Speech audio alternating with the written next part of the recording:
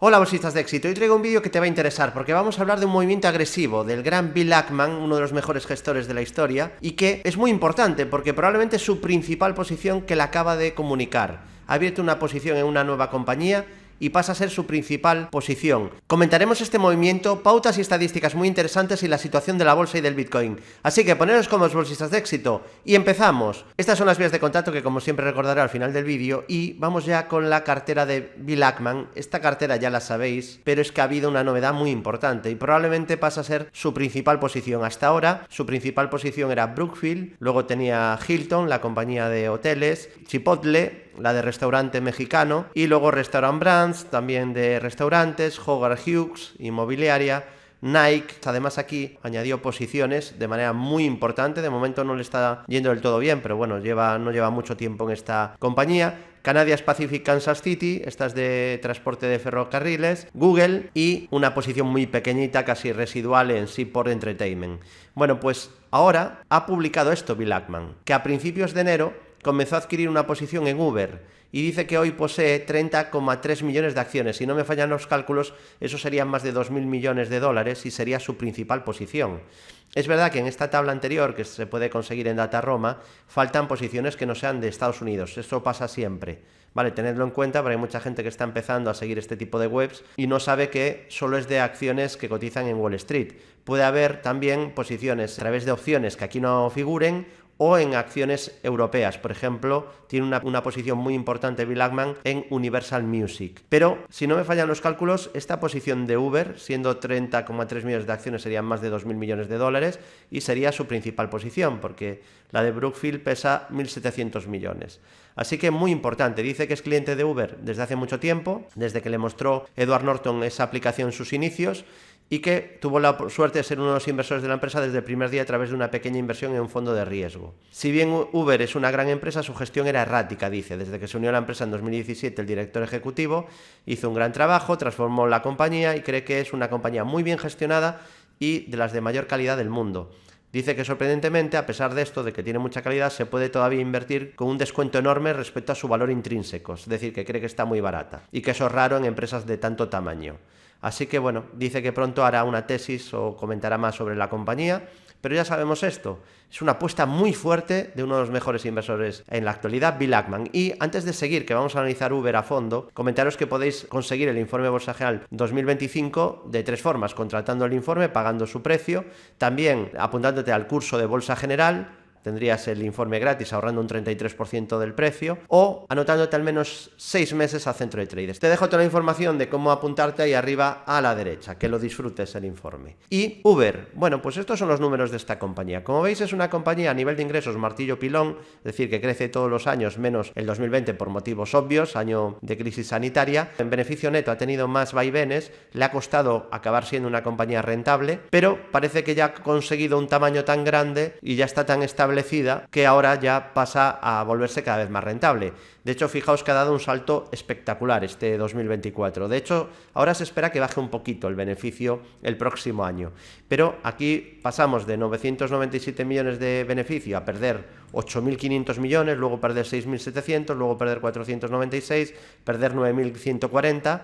Era conocida como una compañía no rentable, pero en el 23 ya se volvió rentable y en el 24 marca un récord tremendo ya de beneficio con más de 9.860 millones de dólares. Esto ya es una cantidad importante y se espera que aunque el año que viene no crezca, decrezca un poco el beneficio, luego seguiría creciendo. Esas son las expectativas actuales de los analistas. Luego la realidad ya veremos si se cumple o no, o incluso es capaz de superarlo, ¿no? Y vemos que es una compañía que ha diluido a los accionistas. Esto no es lo ideal, pero es verdad que con tanto crecimiento como el que ha tenido, pues no es tan importante el que no diluya, siempre y cuando la dilución no sea muy bestia, ¿no? Y es verdad que hay algún año donde sí que hay una creación de acciones bastante importante, pero bueno, del último año de 2090 a 2150 tampoco es una barbaridad, aunque lo ideal sería que dejara de diluir a los accionistas. Tiene un ROE del 151%, que esto es una barbaridad. Si mantiene niveles de ROEs muy altos y niveles de márgenes muy altos, normalmente una compañía es que tiene ventajas competitivas y que es de calidad. Tiene un PER actual de 16 veces. Desde luego no parece que esté muy cara, pero tiene un poco de truco este PER actual. PER 16, o sea, no es ninguna locura. Pero el PER forward ya sería 22,7. Es lo que acabo de decir, que hemos visto ahora un pico de beneficio y luego va a bajar un poco para, en teoría, volver luego a crecer. O sea que el PER de cara a 2026-27 sería inferior, ¿vale? O sea, volvería a bajar. Ahora mismo PER 16 ha tenido un beneficio muy grande y para el año que viene el PER en teoría va a subir un poco, ¿vale? Sobre todo, y luego podría subir más si el precio sube, ¿no?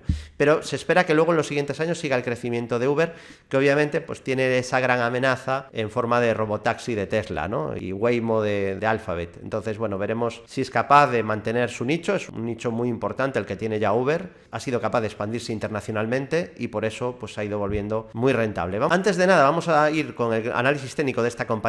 ¿Y qué tenemos aquí? Bueno, tenemos una compañía que tuvo una subida bastante importante desde mínimos de 2022 y luego ha tenido una nueva consolidación. Ya veis que tampoco ha subido mucho desde su salida a bolsa, ha tenido muchos altibajos, empezó bastante floja, pero ahora últimamente pues no lo ha hecho mal, ¿no? Desde niveles de 21 ha tenido una gran subida hasta niveles de 87 y desde 87 hizo una corrección a niveles FIBO, en concreto cerca del 61,8 de la subida. Técnicamente ha mejorado mucho este viernes, rompiendo la media 200 sesiones que estaba en fase descendente. Esto es muy positivo. Incluso también rompe este pequeño rango lateral, activando objetivo, que bueno, ya prácticamente está cumplido, ¿no? Este rango que os señalo aquí, ahí lo veis, qué bonito rango el que forma aquí Uber. Lo rompe y superando la media 200 pues se confirma ahí una mejoría técnica, ¿no? Además con importante volumen de contratación. Vamos a ver si tiene fuerza para superar también los máximos, que ya digo, si supera $87 activaría un importante objetivo alcista para medio largo plazo. Así que bueno, ha sido capaz de ir contra el mercado, además este viernes, con casi todo en rojo Uber, pues ha pegado ahí ese tirón, dado a que se ha conocido esa noticia de la entrada de Bill Ackman, y esto, pues como es un referente, pasa casi como cuando entra Buffett, ¿no? Que la compañía donde pone sus ojos y donde dice que ha invertido suele subir en bolsa reaccionando a esa entrada de este gran inversor. Aquí los primeros soportes estarían en la zona 63,40, en los 59,33 o en niveles de 54,84 dólares. Si quieres aprender a analizar compañías, saber cuáles son los ratios en los que tienes que fijarte, conocer los tres estados financieros, el flujo de efectivo, el balance y la cuenta de resultados, saber diferenciar una empresa mala de una buena, que es lo importante realmente, un curso muy práctico, pues ya sabes que te puedes apuntar a nuestro curso Value Investing. Te dejo ahí arriba toda la información ahí a la derecha. Aprende con nuestro curso de Value Investing. ¿Lo has hecho ya? Te pregunto. Y ojo, porque esto es lo de siempre. Siempre os digo que tenéis que tener un método y aislaros del ruido, porque siempre va a haber razones para ser negativos, siempre hay incertidumbre. Yo muchas veces cuando me dicen, David, en estos momentos de incertidumbre, ¿no? Cuando salgo en la radio o en la tele, ¿qué opinas? Si es que incertidumbre hay siempre.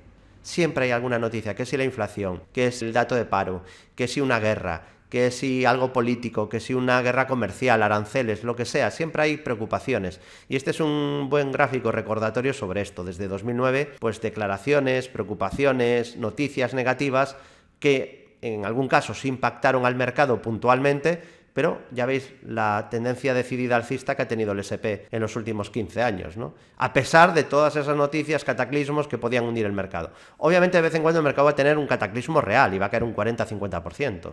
Ha pasado, pasará y siempre será así, pero tened cuidado porque potenciales noticias negativas hay constantemente, ¿no? O sea que hay que saberse aislar del ruido y seguir un método, si no, pues está complicado el tener éxito en el mercado. Esta diapositiva es de Ritholtz y aquí, esta es muy interesante. Para mí es la diapositiva de esta semana. Vale, entonces os la voy a explicar porque me parece interesantísima esta.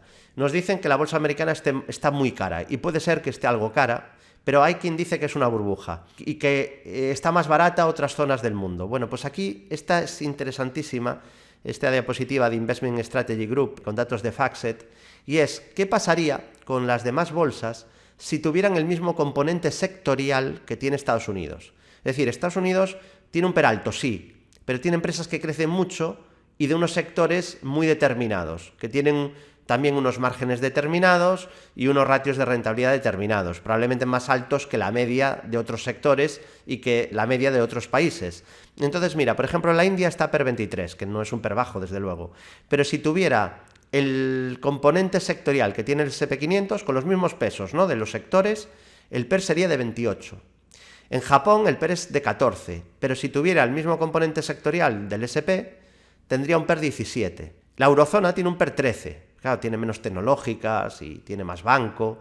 Bueno, pues si tuviera el mismo componente sectorial que Estados Unidos, el PER no sería de 13, sería de 16. Emergentes tiene un PER 12, pero con el mismo componente sectorial sería PER 15. Reino Unido PER 11, pero con el componente sectorial de Estados Unidos sería PER 16.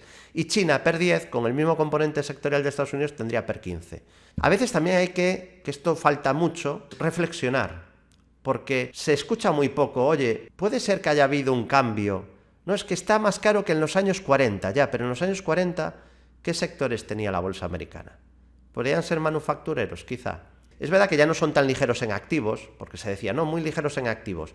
Hombre, ligeros en activos, pero están gastando una barbaridad de dinero en CAPEX con la inteligencia artificial. O sea, ahí hay mucha investigación y mucho gasto. Pero, bueno, sí que es cierto que tienen márgenes de rentabilidad enormes, sobre todo las grandes, ¿no? O sea que puede ser que merezcan un PER más alto que la típica fábrica manufacturera que tenía que gastar un montón en renovar las fábricas, ¿no? Y esto casi no se reflexiona, en lo del componente sectorial, que tiene que ver con lo que acabo de comentar, tampoco, ¿no? Y me parecía esta diapositiva muy interesante. Y fijaos sobre los márgenes que hablábamos, ¿no? No, es que es una burbuja, es que las 7 magníficas no tiene sentido que suban. Bueno, no sé si habéis visto los resultados de las 7 magníficas. Más 10 Apple, más 10 de Microsoft, más 50 Meta, más 102 Netflix. Claro, es un año de crecimiento. Es una barbaridad. Es un crecimiento bestial. Entonces, bueno, entre que crecen mucho y esto que estamos viendo ahora, que son los márgenes de beneficio, hombre, algún sentido tiene que tengan PER alto, ¿no? Creo que es lógico, que se lo han ganado, que el mercado fue muy eficiente descontando buenas expectativas durante todos estos años, mientras los gurús de turno te decían que era burbuja y que había que venderlo todo, ¿no? Durante 15 años, y el Nasdaq ha hecho un por 10, durante este periodo. Alguno dirá, a ver si aciertan. No, ya el fracaso es absoluto. Ha hecho un por 10 en Nasdaq. O sea, ¿cómo que burbuja? No, pero igual ahora aciertan, hombre, si estás diciendo que viene el apocalipsis durante 40 años, sí, vas a acertar, claro. Vas a acertar, pero a lo mejor cuando caiga un 80 resulta que se cuadriplicó desde tu punto de negatividad. Y aquí podemos ver que el margen neto de las 7 magníficas es un 23,5% con datos del tercer trimestre del 2024, o sea, son bastante recientes. Solo falta el último cuarto y es que todas no han presentado todavía.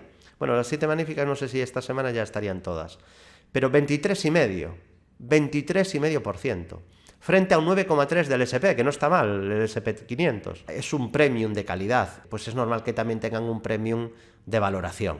Vale, decidme si esto que estoy explicando es lógica o es que yo me estoy inventando aquí una película. Ya sabéis que yo intento no tener sesgos, ni positivos ni negativos, pero sí que intento ver la realidad. Lo que intento es no tener sesgos negativos solo y pues no traer estas explicaciones lógicas de por qué pues es normal que las 7 magníficas tengan un PER superior. Vamos, yo creo que esto es de primero de Value Investing, ¿no? Y aquí podéis ver, esta también es interesante, por un lado, el S&P 500, que es esto en azul, y en rojo es la evolución del S&P 500 equiponderado, o sea, donde todas las acciones del S&P pesen lo mismo, relativo a las acciones grandes, cap weight. Bueno, ya vemos que el equiponderado últimamente no lo está haciendo del todo bien. Ha perdido mucha ventaja porque hasta no hace mucho siempre se decía, ¿no? El S&P equiponderado es más rentable aún que el S&P. Últimamente no es así. Veremos si luego hay otra reversión a la media, vuelve a hacerlo mejor. Y aquí abajo tenéis el top 10 del S&P 500, que ya es un 38% de todo el S&P, ya pesa un 38%, respecto al top 5 que pesa un 27%, o sea que cada vez las 5 acciones más grandes y las 10 más grandes pesan más en el índice. Hay una concentración bastante grande. Ya por un lado, cuando contratas, por ejemplo, un ETF de bolsa mundial, cada vez pesa más la bolsa americana, y por otro lado, si contratas un ETF del S&P, cada vez pesan más las más grandes del S&P, o sea, hay un proceso de concentración generalizado entre las más grandes del S&P, un poco por lo que comentamos antes, resultados que no paran de crecer durante años, eso es acumulativo, el tamaño que están alcanzando es gigantesco y encima pues tienen una valoración grande por lo que hablábamos de la calidad de los márgenes, ¿no? Y esta sería una diapositiva que sí que invita un poco a la prudencia. Este gráfico es de Barchat. Y podemos ver que el porcentaje de inversores minoristas que tienen acciones en su cartera está casi en el récord, o está ahora batiendo el récord de un 30%. Claro, cuando suele haber mucha alegría, luego vienen los lloros, o sea, porque cuando un inversor minorista compra mucho la bolsa, cuando vienes de una buena época. ¿Y cuándo vende? Cuando se asusta. Entonces fijaos que veníamos ahora de un pequeño susto, ya recuperado, y fijaos que hubo una gran caída pues con la crisis primero del 2000 y luego una segunda recaída enorme con la crisis 2008-2009, igual que la hubo en los años 70. Ahí hubo una depresión y luego empezó a recuperar a partir de los 90, sobre todo la bolsa ahí pegó una subida y fueron entrando los minoristas, que ya veis que luego algunos salieron con las crisis del 2000 y 2008. Así que bueno, tenedlo en cuenta, eso no significa que no pueda subir al 40 o durante 2 o 3 años más, pero es verdad que hay cierto optimismo, no sé si aún euforia, pero sí cierto optimismo entre los inversores particulares. Y este es un top 12 elegido de acciones baratas según Morningstar. Esto no es una opinión mía, es los analistas de Morningstar eligen. Hemos traído algún top de otros sectores, hoy os traigo un top 12 de consumo cíclico. Eligen estas 12 compañías: Amazon, AutoZone, Chipotle, Domino's Pizza, Ferrari, Hilton, Intercontinental Hotels, Lois, Marriott, McDonald's, Nike y O'Reilly Automotive. La verdad, una lista de mucha calidad, mucha calidad. No sé si yo elegiría las mismas, pero es verdad que algunas de las que están ahí yo también las habría elegido por calidad y por ratios y por números. Y así fue la semana en Wall Street, valor a valor, ya veis que ha habido de todo. Ha sido una semana de altibajos, con bastante indecisión, también con cambios en la amplitud, algunos días muy buenos de amplitud, otros malos. El viernes terminó mal la semana, pero claro, en la semana ha habido de todo. Ha habido subidas fuertes en valores como Nvidia, que ha rebotado un 8 después de las caídas previas. Oracle también rebotó. Palantir, lo de Palantir es increíble, otro 34% de subida. Yo no sé lo que lleva de subida desde que dicen inversores Deep Value que era una burbuja Palantir. Me recuerda a lo de Amazon, Nvidia o Tesla, que también eran burbujas y luego se multiplicaron por 60, que no sé, igual Palantir no llega a tanto, ¿no? Luego Palo Alto Networks subió en general en el sector de ciberseguridad, ya veis, CrowdStrike, Fortinet, y caídas en Google, Apple, Amazon. Tesla cayó fuerte, después de subidas verticales, se está consolidando. Tenemos subida en Meta, que está en nuevos máximos históricos, casi todos los días va marcando nuevos máximos, y subidas también importantes en Eli Lilly, la farmacéutica, recuperando de manera fuerte, ¿no?, niveles. Y aquí lo veis, que el viernes cayeron todos los sectores, aunque energía muy poco, y en la semana bien consumo defensivo, materiales básicos o real estate, también bastante bien tecnología, y muy mal consumo cíclico, servicios de comunicación y caídas también en industriales. Y aquí vemos un cambio importante en la encuesta AAI. Además, no están aún las caídas de este viernes, con lo cual entiendo que si se hiciera ahora la encuesta todavía saldría más pesimismo. Y es muy llamativo porque esta encuesta ha salido con el índice muy cerca de máximos, pero aún así hay bastante miedo, o al menos esta es una encuesta muy grande a muchos inversores.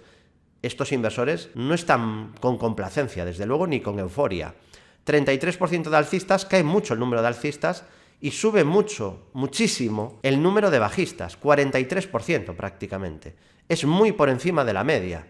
Así que hemos pasado de zona neutral a zona de cierto miedo, No diré pánico, pero ya un miedo de bastante nivel. O sea que buena noticia en este sentido, porque si caemos un par de días seguidos, unas semanas seguidas, nos vamos a pánico, con estos niveles actuales. O sea, porque hasta ahora realmente, pues sí, por noticias, ¿no?, de aranceles y tal, pero por movimiento del precio no hay motivos para esos niveles ya de miedo. Y aquí podéis ver cómo son los años postelectorales. Esto es el ciclo presidencial, pero nos vamos a centrar en este primero, que es el año postelectoral en el que estamos ahora. Y fijaos que hay una diferencia muy grande entre si estás cogiendo los datos de los últimos 75 años desde el 50 o si estás cogiendo los últimos 40 años desde el 85. Hay que decir que los últimos 85 años son bastante buenos para este año postelectoral. Veremos si este año también lo es. Eso sí, como ya os dije la semana pasada, febrero suele ser un mal mes, ¿vale?, en año postelectoral. Suele ser un mal mes casi siempre, pero en año postelectoral también. Y este es un top 12 de las acciones que este viernes, a pesar de que el viernes cayó la bolsa, marcaron máximos en Wall Street. Y tenemos Meta, que ya la comentábamos antes, CrowdStrike, que está dentro del sector de ciberseguridad, que está on fire, Welltower, Real Estate, también muy fuerte, Fortinet, ciberseguridad otra vez, Arthur Gallagher, financiera. Aquí tenemos Reddit, que también está marcando nuevos máximos históricos, esta compañía de social media, Kellanova, de consumo, Hims & Hers, Healthcare, Genpact, industrial, Lifetime, consumo, Oklo, utilities, esta era de energía nuclear, creo que de pequeñas centrales nucleares, y OFI, financiera. Bueno, pues estas son las 12 que han marcado máximos y te pregunto si llevas alguna compañía en máximos históricos. Te leo ahí abajo en comentarios. Y te presento el sistema top 5 de acciones de Bolsa General, que tiene unos números realmente impresionantes. Claro, lo traemos, cada semana traemos algún sistema y esto parece como, no, es la rutina, no, esto es muy difícil de lograr. Estos números, y se están publicando además, es que hay cientos de personas que son testigos de esto a tiempo real. Además tenéis sistemas algorítmicos en el centro de traders de Bolsa General que se pueden seguir una vez al día, un minuto al día, o que se pueden seguir una vez a la semana, un minuto a la semana, se actualizan una vez a la semana, o una vez al mes, un minuto al mes habría que dedicar para seguir las actualizaciones. Y podéis ver que, bueno, es verdad que tiene sus drawdowns, todos los meses no gana, incluso hay años en negativo, como el 2022, que el sistema perdió un 24%, pero de media, pues gana una barbaridad. Desde el 2008, un 33% de rentabilidad. Esto son números muy complicados de conseguir, ¿vale? Muy complicados. Y tiene una tasa de acierto por operación del 60,42%. Esto también psicológicamente es positivo, porque hay sistemas que pueden ganar con una tasa de acierto inferior al 50%, pero es verdad que psicológicamente es probable que os ayude un sistema que acierte más de lo que falla, ¿vale? Ya digo, a nivel emocional, porque lo importante al final es ganar, pero si tú pierdes muchas veces, la ganancia del sistema se va al profit factor, a que cuando ganes ganas más que cuando pierdas, a veces psicológicamente es un poco complicado, pero bueno, encima pues tiene una tasa de acierto también bastante buena. Como veis, los drawdowns del sistema que están en verde son inferiores a los drawdowns que están del índice, que están en rojo, sobre todo el del 2008, ¿no? Donde perdió muchísimo menos el sistema, que perdió un 12% en el año, que la caída del 50% que tuvo el índice. Así que bueno, pues tenéis un montón de sistemas algorítmicos, creo que tenéis 13 sistemas algorítmicos a vuestra disposición, tenéis también ahí mi cartera personal a largo plazo publicada a tiempo real, y muchísimos análisis, información, vas a aprender de market timing, vas a aprender una barbaridad. Así que dale a pausa y lee todo lo que tiene el centro de traders y te dejo toda la información ahí arriba a la derecha. Ya sabéis que tenéis descuentos si contratéis anual, o clientes nuevos también tenéis ahí descuento para trimestre, ¿vale? Si sois clientes nuevos, poniendo el código en minúsculas, oferta nuevo, con un 20% de descuento. Y esto es muy interesante, porque dicen, David, es que los beneficios, yo escuchaba en el 23, los beneficios es que se van a hundir de las empresas americanas. Realidad, os engañaron, nos hundieron y siguen siendo bastante buenos. Con un 50% de compañías que han reportado ya va avanzándose esa presentación de resultados, ha habido un aumento del beneficio operativo medio del 14% en las compañías de Estados Unidos. De momento siguen gozando de buena salud, de hecho es que incluso se está acelerando el crecimiento de las compañías y ya digo, los resultados de las 7 magníficas en general es impresionante. Están a unas valoraciones que tenían que crecer, si no había un problema. Y esta es muy interesante, esta estadística o esta pauta, esta es una pauta estadística, ¿no?, de Sentiment Trader, y es qué ocurre cuando el SP500 está por encima de la media de 200 sesiones, como es ahora, y cruza un 25% de valores estén por debajo de la media móvil de 10 sesiones. Un mercado bajista en un periodo de 10 sesiones. Y cruzas al alza el 25%, 0,25. Eso acaba de ocurrir. Y podemos ver que desde el 93 ha ocurrido estas veces que veis aquí. Podéis ver que el rendimiento, un mes después, me voy a centrar en un mes 3, 6 y 12, un mes después el rendimiento es de subir un 1,1%, 3 meses después un 4,7%, que ya está muy bien, medio año después un 13,5%, que es una barbaridad, y un año después una subida del 22,6%. Acaba de ocurrir. Esta sería una pauta positiva, a pesar de que pudiera parecer negativo que a corto plazo pues haya valores entrando en mercado bajista, ¿no? O bueno, es la media de 10 periodos, que tampoco es una media de muy corto plazo. Ojo aquí, porque tenemos resultados, hemos tenido esos resultados de Palantir, que tuvo una subida del 20 y pico por ciento. Presentó resultados del cuarto trimestre. Los ingresos crecieron un 36% más que el año anterior y el beneficio se mantuvo en 3 centavos de dólar. Ingresos y beneficio mejor de lo que se esperaba y se disparó en el after hours ya al momento. Bueno, pues vamos a ver el gráfico de esta compañía que presentó resultados en Wall Street y que llevo escuchando que está cara por lo menos desde que estaba cotizando a $10. Está a 110 ahora mismo. Es verdad que este viernes ha dejado una vela en una sesión de más a menos, pero bueno, también es verdad que el mercado no ayudó y nos marca cierta resistencia, es la única que tiene, en los máximos del viernes, $116,30. Soporte en el último hueco de continuidad alcista, que lo tiene en $83,74, y también soporte en ese último mínimo creciente, 63,40, eso sí, muy lejos de soportes y de la media 200, que también es soporte y pasa por $55. Impresionante la escalada que ha tenido Palantir, ¿no? También presentó el gigante de consumo cíclico Amazon, que tuvo caídas del 4% tras estos resultados del viernes. Ingresos crecieron un 10%, el beneficio por acción creció un 86%. David, es que no entiendo que crezcan las FAN. 86% más que el año anterior. Es ese crecimiento de Amazon. Buenos resultados, mejor de lo que se esperaba, pero es verdad que la guía para 2025 fue un poquito débil por debajo de lo que se esperaba y por eso el mercado castigó a la compañía, que además está a una valoración un poquito exigente, aunque lo merece con ese crecimiento, y lo trató con caídas. Técnicamente, pues vemos que descansa, corrige un poco desde máximos de toda la historia, estaba en subida libre, resistencia en 242,52 dólares, primer soporte, pequeño soporte en 225,86 y luego estarían los 216,20 dólares. También la media 200 que pasa por 204, la directriz alcista principal, o este mínimo anterior de largo plazo en 151,61 dólares. Y somos más de 79.000 ya en esta gran familia de YouTube. Ya sabéis que nos podéis apoyar dándole a like, suscribiendo al canal, campanita para no perder un vídeo y comparte este vídeo con amigos o en redes sociales para ayudar que no nos castigue mucho el algoritmo por no estar vendiendo sensacionalismo cada semana. Y aquí veis los resultados que van a venir esta próxima semana. Todavía hay compañías importantes que van a presentar. McDonald's el lunes, Shopify, Coca-Cola, SP Global o Supermicro Computa el martes, Vertip, Reddit o The Trade Desk el miércoles, Datadog, Dell & Company, Airbnb o Palo Alto Networks el jueves. Y somos más de 6.000 en Telegram, tenéis el enlace oficial en la descripción del vídeo y ahí compartiré como siempre todas las diapositivas que hemos visto en este vídeo. Bolsa General no ofrece ningún tipo de asesoramiento financiero personalizado atendiendo a circunstancias personales de alumnos, espectadores de radios, directos o televisiones donde participemos. Todo el material y información ofrecida tiene carácter educativo y didáctico, por lo que Bolsa General no se responsabiliza del uso que el alumno o asistente a conferencias, vídeos, directos, consultorios o redes sociales haga de esta información. Comentar además que tengo una cartera de acciones diversificada y por lo tanto es fácil que hablemos de algún valor que yo tengo en mi cartera durante estos vídeos, directos o en redes sociales. Conocer ese hecho por posible conflicto de intereses, tenéis toda la información en Bolsa General /reglamento delegado en la descripción del vídeo.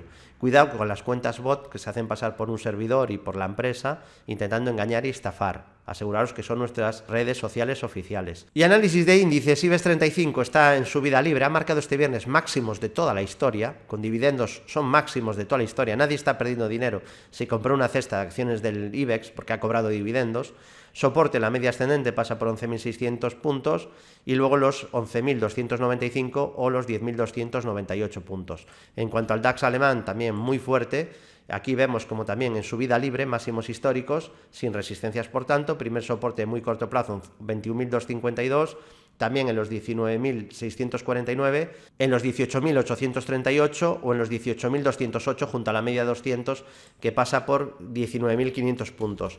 El Dow Jones consolida un poquito desde zona de máximos históricos, tiene un pequeño soporte muy corto plazo en 43.879, en la media ascendente que pasa por 42.500, en los 41.844 puntos, 39.993, 38.499, en los 38.000 o en los 37.611 junto a niveles FIBO de la subida. Se le está atragantando un poco esa resistencia en los 45.073, que son los máximos de la historia. El SP500 también se le está atragantando, ya lo comentamos desde hace semanas, esa zona en torno a los 6.100, le está costando mucho, vuelve a chocar con ese nivel, obviamente sería muy positivo romper esos 6.128 o los 6.100 a cierres, y soporte, la media pasa por 5.800, cuidado si pierde los 5.773 porque tendríamos un doble techo, también soporte en los 5.696, 5.402 o los 5.119 puntos. Nasdaq 100 también atascándose en esa zona de máximos históricos, resistencia en los máximos 22.133,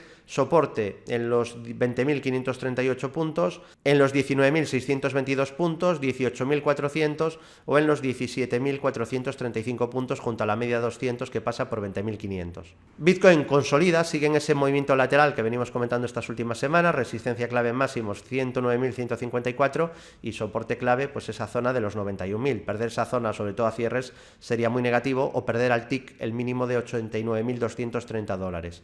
Soporte en la media pasa por 88.000 y en niveles FIBO de la subida. Hay que vigilar a ver por dónde rompe ese rango lateral el Bitcoin. Y Ethereum más débil, aunque ha marcado una vela aquí Doji Libélula con sombra inferior alargadísima, que no hace más que remarcar la importancia de esa zona de 2151 puntos que comentaba.